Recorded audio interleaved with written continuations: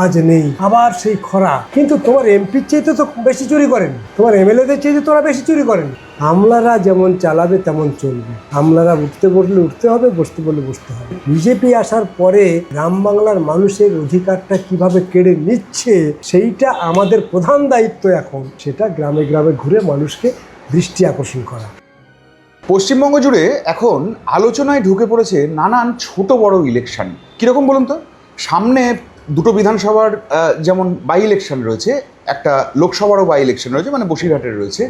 আবার সেই সঙ্গে ডিসেম্বরে রয়েছে পুর ভোট, আর আগামী বছর রয়েছে পঞ্চায়েত ভোট। পঞ্চায়েত ভোট কেন বামেদের ফোকাসে ধীরে ধীরে ঢুকে পড়ছে তার অনেকগুলো কারণ রয়েছে।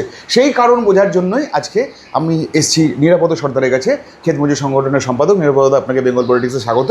আমি অভিষেক সেনগুপ্ত। আজকে এই আলোচনা আমার মনে হয় অত্যন্ত গুরুতর হতে চলেছে, কারণ পঞ্চায়েতের প্ল্যানিং যদি বুঝতে পারেন তাহলে বুঝতে পারবেন ঠিক 31-এ কী ভাবনা বামেদের চলছে। নিরাপদা, আপনি ক্ষেত মজুর সংগঠনের সম্পাদক, আপনি গ্রামের অলিগলি ঘুরে বেড়ান, মানে আরও ভালো করে বলতে গেলে আপনি অলিগলি পাকস্থলী হাতের মুঠোর মতো বা তালুর মতন আপনি চেনেন। এই পরিস্থিতিতে আপনাদের পঞ্চায়েত ভোট কেন টার্গেট হয়ে যাচ্ছে বা ফোকাসে ঢুকে পড়েছে আপনাদের? না, পঞ্চায়েত তো হচ্ছে মানুষের একটা বিরাট বড় অধিকার। যে অধিকার প্রতিষ্ঠিত হয়েছিল মানে বামেদের সময় 1977 সালের পর ধারাবাহিকভাবে সেই পঞ্চায়েতেই মানুষ অধিকার পেয়েছিল। এবং সেই পঞ্চায়েতে অধিকার পাওয়ার পর মানুষের মধ্যে একটা প্রশাসন কি সেটা যে নিজেরাও এটাকে চালাতে পারে এই ধ্যান ধারণা কিন্তু 77-এর আগে মানুষের মধ্যে ছিল না। তাহলে পঞ্চায়েতি ব্যবস্থাটা সেট আপ হওয়ার পর মানুষ তার গ্রাম বাংলায় তার উন্নয়ন, তার পরিবারের উন্নয়ন, অর্থনৈতিক বিষয়, এই সবগুলো না পঞ্চায়েতের মধ্যে এসে গেল। যার জন্যে আপনারা দেখবেন যে পঞ্চায়েত সেট আপের পর সাধারণ খেটে খাওয়া কৃষক, ক্ষেতমজুর, মধ্যবিত্ত, নিম্নবিত্ত এবং তাদের পরিবারের সন্তান সন্ততির শিক্ষা থেকে শুরু করে এবং মহিলাদের তাদের আর্থিক স্বয়ংবরতা থেকে শুরু করে সবগুলোকে সাধারণ মানুষই পঞ্চায়েতের মধ্যে সেগুলোকে ইনভলভ করেছে। এবং আরেকটা গুরুত্বপূর্ণ বিষয় যেটা আমরা দেখলাম, 77-এর আগে আমাদের রাজ্যে যে সমস্ত জমি জায়গা ছিল, এখনও সেগুলো আছে, কিছুটা কমেছে, সেই সমস্ত জমিতে যা ফসল উৎপাদন হতো তাতে আমাদের রাজ্যের মানুষের খাবার ঠিকঠাক কুলোতো না, বাইরের রাজ্য থেকে আনতে হতো। কিন্তু পঞ্চায়েত ব্যবস্থার পর মানুষের মধ্যে যখন ওই ছোটোখাটো গরিব মানুষের মধ্যে যে জমিগুলো বিলি করে দেওয়া হলো, সরকারের মধ্যে ছিল কিছু খাস জমি ছিল, বেস্টেড জমি ছিল, বেনামি জমি ছিল, এই সমস্ত জমি যখন গরিবদের মধ্যে বিতরণ করা হলো তখন খুব দ্রুত গতিতে ফসল উৎপাদন হতে লাগলো। এইটা আমাদের কাছে সবচেয়ে চমকপ্রদ বিষয়। এবং এটা নিয়ে শুধু আমাদের কাছে না, গোটা ভারতবর্ষের মানুষ যেমন আশ্চর্য হয়ে গেছিলো, তেমনি ভারতবর্ষের বাইরের মানুষও কিন্তু এসে দেখে গেছে যে পঞ্চায়েতে এটা কি করে সম্ভব হয়। তার একটি উত্তর, যেটা অ্যাপ্রোপ্রিয়েট উত্তর, সেটা হচ্ছে গরিব মানুষকে জমি দেওয়ার পর গরিব মানুষ মরে নারান্দে সেই জমিতে নিজেরা শ্রম দিয়ে এক ফসলা জমি, মরা জমি, খরা জমি, নোনা জমি, এখানে ফসল উৎপাদন করার মন তারা সেখানে দিল, শ্রম তারা দিল। শুধু বাম সরকার জলটা কানেকশান দিল, বিদ্যুৎটা কানেকশান দিল, বাকিটা সবই ছিল। হ্যাঁ, বাকিটা সবই মানুষ তার শ্রম দিয়ে সেটাকে দেখিয়ে দিল যে আমাদের রাজ্যে যা আছে সেই সম্পদ ঠিকঠাক ব্যবহার করতে পারলে, সেই সম্পদে যদি শ্রমজীবী অংশের মানুষ ঠিকঠাক শ্রম যদি দিতে পারে, তাহলে আমাদের রাজ্যের একটা আশ্চর্য মডেল তৈরি করে হয়ে গেছিল মডেল। সেই মডেলের উপরে এখন আক্রমণ, সেই মডেল আর নেই। তৃণমূল আসার পর মডেল ভেঙে গেল, তৃণমূল আসার পর পঞ্চায়েতের অধিকার চলে গেল মানুষের। ফলে কি হলো, আবার সেই মহিলাদের যে তিমিরে ছিল সেই তিমিরে তারা পৌঁছে গেল, আবার খারাপের থেকে খারাপ হতে থাকলো। স্কুল যা ছিল বন্ধ হতে লাগলো, কাজ নেই, আবার সেই খরা, কত সবই আছে, আবার সেই খাদ্যের অভাব দেখা দিল। ছেলে মেয়েদের মধ্যে আর সেই জোশ নেই, লেখাপড়া নেই, আবার ভিন রাজ্যে ছুটে চলে যাচ্ছে। একটা অদ্ভুত রকমের ক্রাইসিস তৈরি হয়ে গেল। সেইটাকে বিজেপি আসার পর আবার তারা চেপেছে, কোথায় বাবা তোমরা জিতেছো, পঞ্চায়েতে যা ছিল চুরিদারি করেছে, সেটাকে আটকাও, কিন্তু পঞ্চায়েতের নির্বাচনের আগ পর্যন্ত তো ওই ব্যবস্থাকে তুমি চালু রাখবে, এটাই তো তোমার ডিউটি। তা না করে তুমি তোমার লোকগুলোকে দিয়ে তাদের ভয় দেখিয়ে ঘর থেকে তাড়িয়ে ডিম ছুঁড়ে নানানভাবে অত্যাচার করে রাস্তাঘাটে উলঙ্গ করে ঘুরিয়ে একটা আতঙ্ক তৈরি করে যারা পঞ্চায়েত চালাতো তারা এখন পালিয়ে বেড়াচ্ছে। কী ব্যাপার না, তারা বিরাট দুর্নীতি করেছে। হ্যাঁ, করেছে, চুরি করেছে তো, কিন্তু তোমার এমপির চাইতে তো বেশি চুরি করেনি, তোমার এমএলএদের চাইতে তোরা বেশি চুরি করেনি। তাহলে ওদেরকে তুমি তাড়িয়ে সাধারণ মানুষের যতটুকু সুযোগ ছিল তুমি সবটা কেড়ে নিলে, সব অধিকার কেড়ে নিলে, আর সেখানে অ্যাডমিনিস্ট্রেশন বসিয়ে দিচ্ছ। অ্যাডমিনিস্ট্রেশন মানেটা কি? মানে গরিব মানুষের অধিকার গরিব মানুষ যাতে না পায় সেটা আমলাদের হাতে তুলে দাও। আমলারা যেমন চালাবে তেমন চলবে। আমলারা উঠতে বললে উঠতে হবে, বসতে বললে বসতে হবে। আমলাদের হাতে ক্ষমতা চলে যাচ্ছে।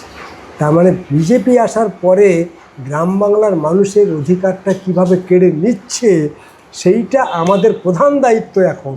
সেটা গ্রামে গ্রামে ঘুরে মানুষকে দৃষ্টি আকর্ষণ করা। যাদেরকে জিতিয়েছেন তারা আসলে আপনার বন্ধু কি না সেটা আপনি বুঝুন। যা ছিল সেটাও কেড়ে নিচ্ছে, আর পঞ্চায়েতের আপনার যা অধিকার ছিল কাজ করার, আপনার এলাকার ডেভেলপমেন্টের যে ভাবনা ছিল সব কিছু কুক্ষিগত করে নিল এবং সেটা আমলাদের হাতে দিয়ে দিল। তাহলে এইরকম একটা বিরাট বিপদ যখন মানুষের সামনে নেমেছে তখন বলুন বামেরা ছাড়া আর কারা করবে এটা? বামেদের কী করতে হচ্ছে? মাঠে ময়দানে যেতে হচ্ছে, উপায় নেই, মাঠে ময়দানে ছিলাম, যেতে হচ্ছে, বাধ্য হয়েই যেতে হবে এখন আমাদের, আর কোনো রাস্তা নেই। এটাই পাখির চোখ। আমাদের দায়িত্ব হচ্ছে মানুষের অধিকারটাকে ফেরত দেওয়া। ওটা ছিল মানুষের অধিকার। ওই পঞ্চায়েত তুমি এভাবে ভেঙে দিতে পারো না। যা আছে সেটাকেই তুমি আইনে লড়ো, শাস্তি দাও তাদেরকে, কিন্তু তুমি তোমার যাদেরকে দিয়ে তুমি তাড়াচ্ছ সেই তো তৃণমূলের একটা অংশকে নিয়ে তুমি তৃণমূলের লোককে দিয়ে ভাগিয়ে দিচ্ছ। মানে পঞ্চায়েতটাকেই তুমি গরিব মানুষের সেই এটাকে তুমি কেড়ে নিচ্ছ। এখন মায়েরা কী অবস্থায় ঘুরোঘুরি করছে দেখুন, ছুটোছুটি করছে, এইসব মানে অন্নপূর্ণা ভাণ্ডার ইত্যাদি ইত্যাদি ওদের সামাজিক যে সুরক্ষা প্রকল্প সবগুলোকে প্রচার করছে একরকম, হচ্ছে আরেক রকম। আরে বাবা, প্রচার করা বাস্তবের সঙ্গে ওই গরিব লোকগুলো ছাড়া কেউ পারবে না। ওদেরই পরিকল্পনা ছিল পঞ্চায়েত, গরিবের পরিকল্পনা ছিল সংসদ সভা, গরিবের পঞ্চায়েতে গরিবরাই চালাতো। ওরাই রাস্তা কিভাবে করবে, ওরাই বিদ্যুৎ কিভাবে করবে, ওরাই কিভাবে দপশালা করবে, ওরা কিভাবে স্কুল করবে, ওরা কিভাবে ছেলেমেয়েদের ভর্তি করবে, ওরা কিভাবে মিড ডে মিল রান্না করবে। মডেল তো বাংলা করেছিল। গোটা ভারতবর্ষে অন্য রাজ্যের মানুষ বনে গেছিল যখন প্রথম এখানে মিড ডে মিল চালু হচ্ছে। দেশে কিভাবে মিড ডে মিল চালু করবে, কাকে দেয়া হবে? বাংলা থেকে বললো যে অসংখ্য স্বনির্ভর দল আছে, পয়সা লাগবে না, আমার সন্তান স্কুলে যাচ্ছে, আমি রান্না করে খাওয়াবো, পরিচ্ছন্নতা আমার চাইতে আর কে কার দরদ থাকবে? ভাড়াটিয়া লোক থাকবে? মায়েরা করে দেখিয়ে দিল তো। বাংলা রংরম করে চলছিল, আজকে ইসকনকে দেয়া হচ্ছে। মানে ওই গরিবদের অধিকার কেড়ে নিচ্ছে। এই যে প্ল্যানিং ওদের, এটা যদি আমরা না বলি তাহলে আর কে বলবে বলি? সুতরাং আমাদের প্রতিদিন প্রতি মুহূর্তে বিজেপি কীভাবে মানে তিল তিল করে শ্রমজীবী অংশের মানুষের অধিকারটা কাটছে সেটাই আমাদেরকে বুঝিয়ে দেওয়ার দায়িত্ব পঞ্চায়েত নির্বাচনের আগে। তাই আমরা পঞ্চায়েত নির্বাচনে এত বেশি গ্রাম বাংলায় যাওয়ার চেষ্টা করছি। কি পরিকল্পনা আপনারা নিয়েছেন, মানে যে পরিকল্পনাগুলো খুব এফেক্টিভ হতে পারে, যে পরিকল্পনাগুলো ভীষণ বাস্তবসম্মত, একই সঙ্গে যে পরিকল্পনাগুলো আপনারা তো একটা সায়েন্টিফিক দল বলে আপনারা বরাবর দাবি করে এসেছেন, তার সঙ্গে কতটা সাযুজ্য থাকতে পারে? আসলে আমরা সায়েন্টিফিক দল, বিজ্ঞানসম্মত দল, এটা শুধু দাবির বিষয় না, এটাই হচ্ছে বাস্তব। এটাকে আপনারা যেভাবেই ব্যাখ্যা দিন না কেন, এই বাস্তবতাটাকে কেউ অস্বীকার করতে পারবে না। শ্রম ছাড়া আমার এলাকার উন্নয়ন হবে না। শ্রম লুট না করলে বড় লোকের টাকা বাড়বে না। এটা তো অবৈজ্ঞানিক কিছু হতে পারে, এটা তো বিজ্ঞান। সেই জায়গায় দাঁড়িয়ে ওরা শ্রমজীবী অংশের মানুষের শ্রম যত বেশি করে কর্পোরেটকে দিয়ে দিতে পারে তার ব্যবস্থা করছে। তাহলে গ্রাম বাংলার লোককে টেনে নিয়ে যাও, আবার 8 ঘন্টা নয় 12 ঘন্টা কাজ করা। আমরা এই সবগুলোকে নিয়ে পাড়ায় যাচ্ছি, চাঁটাই পেতে আমরা চাঁটাইতে বসছি, সব মানুষের কাছ থেকে আমরা শুনছি, সব মানুষের অভিজ্ঞতা নিচ্ছি, আমাদের অভিজ্ঞতা তাদের সামনেই বিনিময় করছি। প্রত্যেকটা পাড়াতে আমাদের চাঁটাই বৈঠক শুরু হয়েছে। চাঁটাই পাতো, বৈঠক করো, মানুষ কি বলছে সেটাকে মানুষের সামনে তুলে ধর। ফলে আমাদের এটাই ছিল কাজ। বামেরা যখন ক্ষমতায় ছিল তখন এটাই ছিল কাজ। এখন নেই, এখনও এটা কাজ। তাহলে বরাবরই সব সময় কৃষক, ক্ষেতমজুর, শ্রমজীবী অংশের মানুষের অধিকার রক্ষার প্রশ্নে আমাকে পাড়ায় যেতে গেলে পাড়ায় যেতে হবে, বাড়িতে যেতে গেলে বাড়িতে যেতে হবে, রান্নাঘরে যেতে গেলে রান্নাঘরে যেতে হবে। এটা আজকের ভোটের জন্য না। আমরা এখন দেখছি যে রাজনৈতিকগতভাবে, রাজনীতিতে যেভাবে আক্রান্ত হচ্ছে গরিব মানুষ, তাহলে এটাকে রাজনীতিতেই আমাকে মোকাবেলা করতে হবে।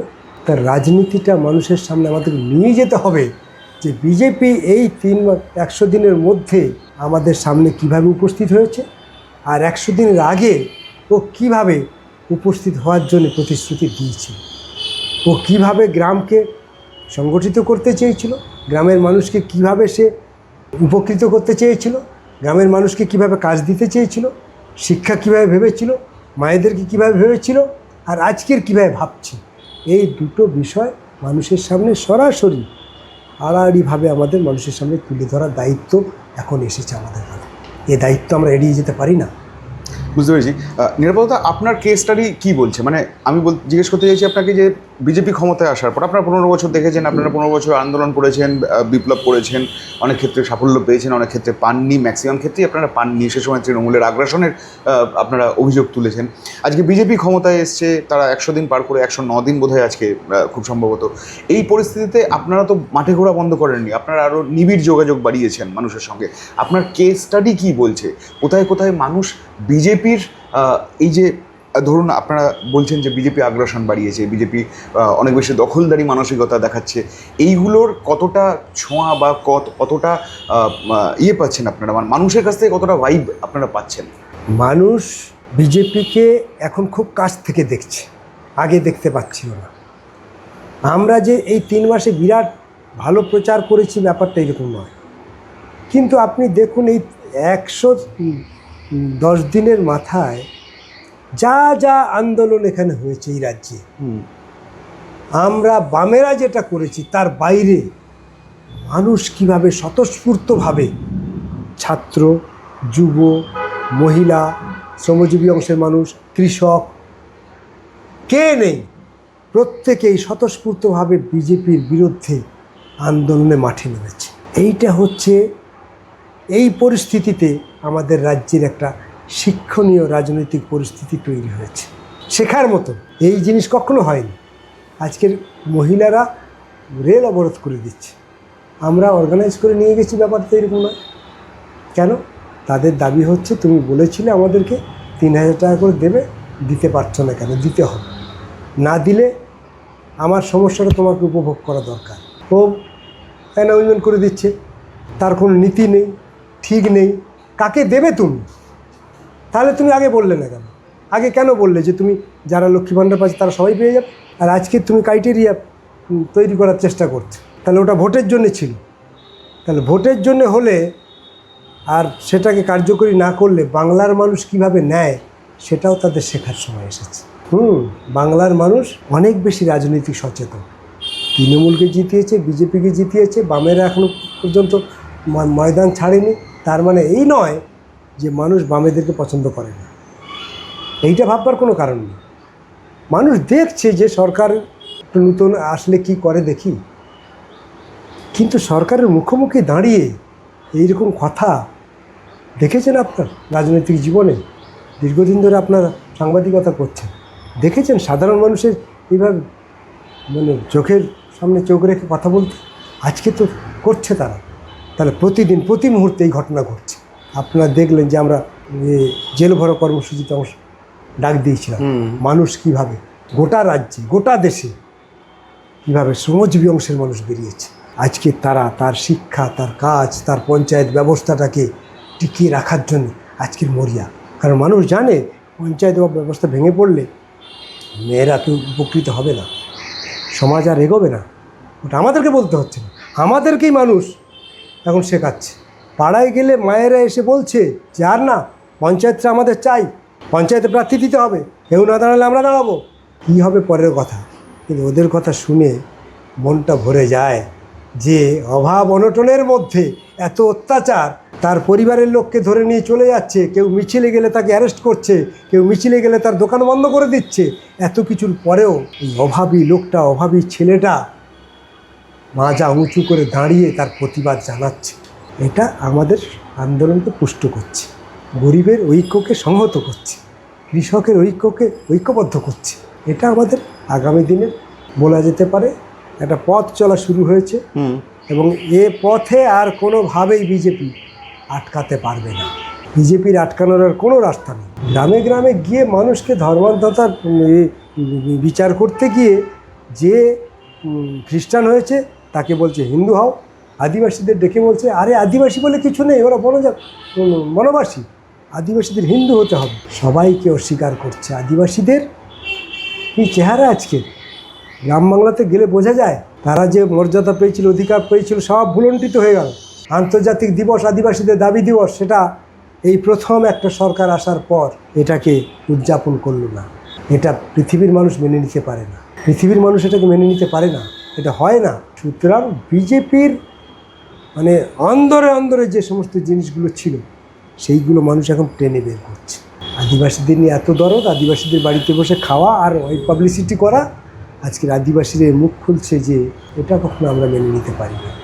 সুতরাং আমরা সব মিলিয়ে দেখছি এবার পঞ্চায়েত নির্বাচনে, সামনে পঞ্চায়েত নির্বাচন, মানুষ যেভাবে তার অধিকার প্রতিষ্ঠার লড়াইতে আমাদের লড়াইয়ের সঙ্গে সামিল হচ্ছে, তাতে আমরা মনে করছি মানুষ এবার নিজের ঘরে ফেরার একটা জোয়ার তৈরি করছে। নিরাপদা একাধিক চাঞ্চল্যকর অভিযোগ তুললেন, একই সঙ্গে বেশ কিছু স্বপ্নের নতুন দরজা দেখালেন। এই দরজা দিয়ে বেরিয়ে সিপিএম পঞ্চায়েত ভোটে কেমন ফলাফল করে তার জন্য আমাদের হয়তো অপেক্ষা করতে হবে, কিন্তু লড়াই শুরু হয়েছে। সেই লড়াই পঞ্চায়েত ভোট ছাড়িয়ে অনেক দূর এগিয়ে নিয়ে যেতে চাই সিপিএম, তাই তুলে ধরলেন নিরাপদ সর্দার। আপনার মূল্যবান বক্তব্য রাখবেন, জানাবেন আপনারা আর এই ভিডিও আপনাদের কেমন লাগলো, একই সঙ্গে কেমন ভিডিও চাইছেন সেটাও আমাদের মতামতে জানান। তাহলে আজকে এই পর্যন্ত, দেখা হচ্ছে পরের ভিডিওতে। ভালো থাকবেন নিরাপদা, ভালো থাকবেন।